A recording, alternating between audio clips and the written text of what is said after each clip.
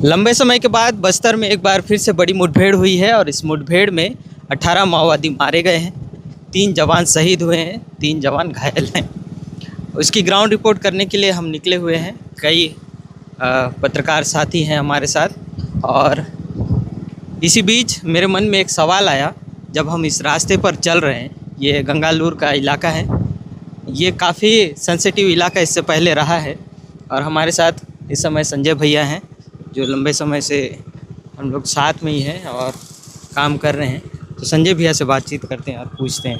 संजय भैया, अभी जो लंबे समय के बाद एक मुठभेड़ हुई है, मुठभेड़ इसलिए बोल रहा हूँ क्योंकि आमने सामने की लड़ाई है, माओवादियों ने भी गोली चलाई है और पुलिस के जवानों ने भी चलाई है। इससे पहले जब हिड़मा को मारा गया था उसके बाद ये स्थिति मुझे ऐसा लगता है कि निर्मित हुई है। इसके पीछे का वजह आप क्या समझते हैं? और हिड़मा को लेकर जैसे अभी सरगुजा इलाके में कई सोशल मीडिया में ये निकल के सामने आ रहा है कि कितने हिड़मा मारोगे, हिड़मा फिर निकलेगा, हम हिड़मा बनने के लिए तैयार हैं। आप क्या सोचते हैं इस बारे में? थोड़ा सा इसको लगा लो माइक को। मैं लगा लेता हूँ इस माइक को। हाँ बता दो, अच्छे से लगा लो। देखिए, सुनील, सवाल आपका बहुत जायज़ है कि हिड़मा के एनकाउंटर के बाद ऐसा लग रहा था कि हो सकता है संघर्ष का दौर जो है वो ख़त्म हो जाए, क्योंकि सोनू दादा, रुपेश दादा ने बहुत बड़ी संख्या में माओवादी कैडर्स के साथ वापसी की थी, मुख्यधारा में वो शामिल हुए थे, अनंत लौट गए थे एमएमसी जोन से। ऐसे में ऐसा लग रहा था कि ये संघर्ष का दौर हो सकता है बिना खून खराबे के भी ख़त्म हो जाए। लेकिन हिड़मा के मौत के बाद से ही एकाएक पूरी तस्वीर जो है वो बदल गई। जो नक्सल संगठन बिल्कुल अपने खात्मे को नज़र आ रहा था, अचानक उसे एक स्पार्क मिल गया, ऐसा लगता है। जो आम लोग इससे पहले नक्सलवाद के बारे में बातचीत करने से डरते थे। अभी आपने जिक्र किया कि सरगुजा का एक लड़का मंच पे खड़े होकर कहता है कि अगर जंगल बचाने मुझे हिड़मा बनना पड़े तो मैं हिड़मा बनने को भी तैयार हूँ। रील्स भी बन रहे हैं, कई रील्स बन रहे हैं, कई लोगों ने अपनी डीपी पे जो है हिड़मा की तस्वीरें लगा ली है। तो कुछ चीज़ें बदली। हुआ ये था कि इस बीच सरकार ने एक विंडो खोला था, जिसमें सरकार ने एक समय दिया, जो भी माओवादी मुख्यधारा में वापस लौटना चाहते हैं, वो वापस आ सकते हैं। इसलिए आपने देखा होगा कि इस बीच जो है 15 से 20 दिन कोई बड़े एनकाउंटर्स नहीं हुए, फोर्स ने कोई बहुत बड़ा ऑपरेशन नहीं चलाया। अक्टूबर के बाद तो हुए ही नहीं। अक्टूबर के बाद नहीं हुए हैं। तो ये एक समय दिया गया था माओवादियों को, जिसमें उन्हें ये कहा गया कि अगर आप वापस आना चाहते तो आ जाइए। इसका असर भी हुआ। हमने देखा कि बहुत बड़ी संख्या में माओवादी मुख्यधारा में लौटे भी। लेकिन कई ऐसे माओवादी थे जो चाहते थे कि अभी भी हम लड़ाई जारी रखें। मुख्य तौर पे वो माओवादी देवजी गुट के हैं। देवजी जो कि सेंट्रल मिलिट्री कमीशन का प्रमुख है और फिलहाल ऐसा अनऑफिशियली कहीं से जानकारी आई है कि उसे नक्सल संगठन का महासचिव बना दिया गया है। लेकिन इसमें अब कितनी सच्चाई है तो अलग बात है। हिड़मा भी उसी गुट का हिस्सा था जो चाहता था कि लड़ाई जारी रहे। देवा, केसा और पापाराव जैसे माओवादी जो हैं वो भी उसी गुट का हिस्सा थे। अब इस इलाके में जो हम खड़े हैं वो इलाका बहुत महत्वपूर्ण इसलिए है क्योंकि माओवादियों ने हर क्षेत्र को, खासतौर पर बस्तर के इलाके को, पूरे देश को अलग-अलग हिस्सों में बाँट रखा है। ये नक्सलियों की पश्चिम बस्तर डिविजनल कमेटी का हिस्सा है। ये इलाका हमेशा से मुझे इसलिए प्रभावित करते आया है क्योंकि इसी इलाके ने देश में सबसे अधिक माओवादी कैडर्स दिए हैं। सबसे अधिक माओवादी इस इलाके से निकले। ऐसे में जब इस इलाके में एक बार फिर से 18 माओवादी मारे गए हैं, उसमें विल्ला मुड़ियम जैसे माओवादी हैं। इसके अलावा नक्सलियों के प्लाटून नंबर 2 के लगभग 18 माओवादी हैं इसमें। सभी के पास बड़ी ऑटोमेटिक रखते हैं इसमें। सभी के पास लगभग 4 ALMG और इंसास जैसी बंदूकें मिली हैं। तो इससे एक बात तो साफ होता है कि नक्सलियों की जो अंतिम टुकड़ियां हैं, जो लड़ाई करने में सक्षम हैं, नक्सल संगठन ने भी अपने आप को 2 हिस्सों में बांटा। एक उनका था पॉलिटिकल विंग, जिसका काम था प्रचार प्रसार करना, अपने संगठन को मजबूत बनाना। दूसरा विंग था मिलिट्री विंग उनका, जिसका काम था लड़ाई करना, जिसे हम PLGA कहते थे, पीपल्स लिबरेशन गुरिल्ला। तो ये PLGA के अंतिम लड़ाके हैं जो फिलहाल लड़ाई जारी रखे हुए हैं। अब क्योंकि ये लड़ाई बड़ी भीषण हुई, इसमें 3 जवान शहीद हुए, DRG के वो जवान थे।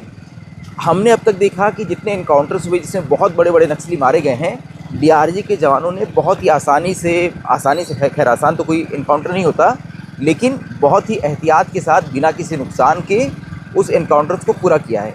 लेकिन यहाँ क्योंकि 3 जवान शहीद हुए तो एक बात तो तय है कि अब जो नक्सली बचे हैं वो इस मोड पे ही हैं कि अब या तो हम मरेंगे या हम मारेंगे।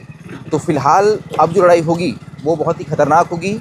नक्सलियों के पश्चिम बस्तर डिविजनल कमेटी को तो फोर्स ने लगभग ख़त्म कर दिया है, लेकिन अभी भी साउथ बस्तर में बटालियन बची है, देवा और केसा जैसे नक्सली बचे हैं। अंदर खाने की खबर ये है कि ये लोग लगातार इस संपर्क में तो थे कि इनकी मुख्यधारा में वापसी होगी, लेकिन क्योंकि उन्होंने आखिर में फैसला लिया है कि वो वापसी नहीं कर रहे हैं, ऐसे में मुझे लगता है कि अगर वो बटालियन लड़ने के मोड में होगी तो वहाँ जो युद्ध होगा वो बड़ा भीषण होगा, क्योंकि इस युद्ध ने तो आभास इसका दिला दिया है कि अब जो नक्सली बचे हैं वो काफ़ी एग्रेसिव है। ये इलाका है सर, इसके बारे में थोड़ा बता दो। ये जो इलाका है ना, ये बताया जाता है कि पापा राव का है। पापा राव भले ही तेलुगु कैडर जैसा नाम हो, लेकिन वो स्थानीय कैडर है। बिल्कुल बिल्कुल। पापा राव, देखिए मैं अनुभव के आधार पर बताता हूँ कि जब 2010 में पहली बार मैं इस इलाके में रिपोर्टिंग करने आया था, ख़ास तौर पे दोरनापाल से जगरगुंडा की रोड पे आया था, तो एक वहाँ के सरकारी कर्मचारी हैं, मैं उनका नाम नहीं लूँगा, आप भी उनको जानते हैं, और हम दोनों उनके साथ जो है उस इलाके में गए हैं, तिम्मापुर और मोरपल्ली के इलाके में। सुनील, उस समय याद होगा कि वो 2010, 11, 12 का समय था। उस वक्त हिड़मा पिक्चर में नहीं था, हिड़मा की बातचीत नहीं होती थी उस वक्त, लेकिन उस वक्त भी रमन्ना के बाद अगर किसी नक्सली का नाम आता था लगातार तो वो था पापा राव। पापा राव को ये यहाँ के जो आदिवासी थे, ग्रामीण थे, वो लोग उसको भूत भी कहते थे, घोष कहते थे, घोष नक्सल, जो एक ही समय में 2-3 जगहों पर रहता है। उसका इतना ऑरा था उस वक्त, जो है उसकी इतनी दहशत हुआ करती थी। फिर उसके बाद जब समय के साथ बटालियन उस इलाके में बहुत ज़्यादा मजबूत हुई तो पापा राव को पश्चिम बस्तर डिविजनल कमेटी की कमान सौंपी गई, क्योंकि इस इलाके से उन्हें बहुत ज़्यादा कैडर्स मिल रहे थे। ऐसे में उन्हें एक ऐसा यहाँ नेता चाहिए था जो इस इलाके में नक्सल संगठन की कमान को बेहतर देखे। और इसके बाद पापा राव जो है वो गंगालूर के इस इलाके में आया, और लगभग मुझे लगता है कि बीते 10 सालों से पापा राव इसी इलाके में सक्रिय है, और इस इलाके में रहते हुए उसने कई बड़ी घटनाओं को अंजाम दिया। और जिन घटनाओं को अंजाम दिया उसके अलावा उसने इतने बड़ी संख्या में नक्सल कैडर्स की भर्ती करवाई कि आज आप देखेंगे कि अगर देश के किसी हिस्से में नक्सलियों का इनकाउंटर होता है, अगर कोई बड़ा नक्सली मारा जाता है, तो आप उसमें कॉमन बात पाएंगे कि उनके जो गार्ड्स हैं, यानी उस नक्सली के जो गार्ड थे वो बस्तर के थे, और बस्तर में खास तौर यानी जो गंगालूर आसपास के इलाका है, इसी इलाके के थे।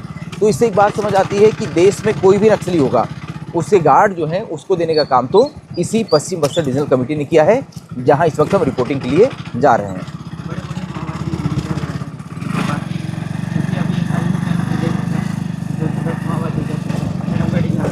हाँ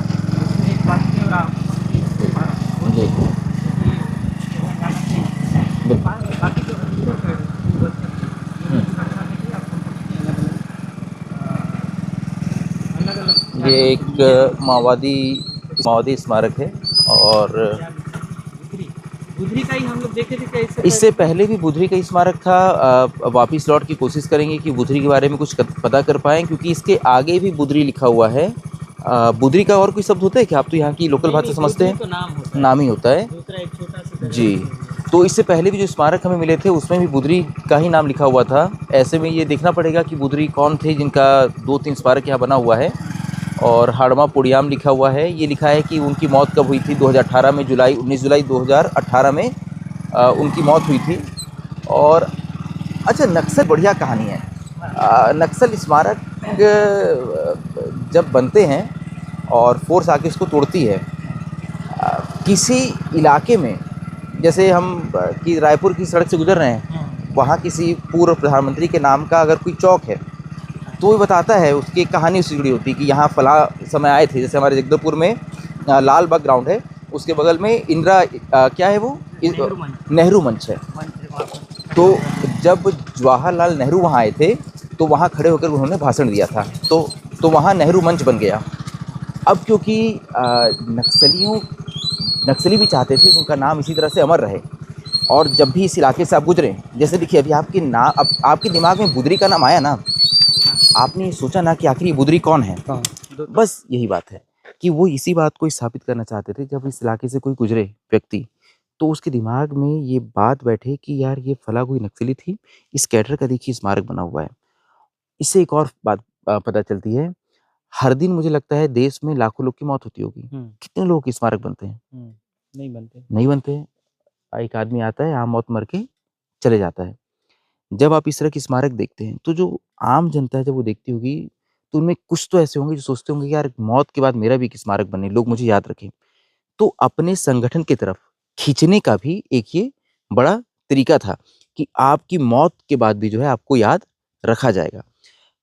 सरकार ने भी या जो हमारे राजनीतिक दल हैं उन्होंने भी स्मारक इसी बात के लिए बनाए ताकि उनके बड़े नेताओं को याद रखा जाए। नक्सल संगठन भी इसी बात के स्मारक बनाते हैं कि आपको मरने के बाद भी याद रखा जाए, यानी कि आपकी मौत भी जो है वो ग्लोरीफाई हो रही है।